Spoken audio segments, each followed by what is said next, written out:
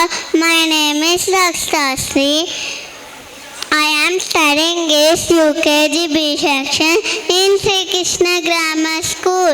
ఇప్పుడు నేను తెలుగు సంవత్సరముల పేర్లు చెప్తున్నాను.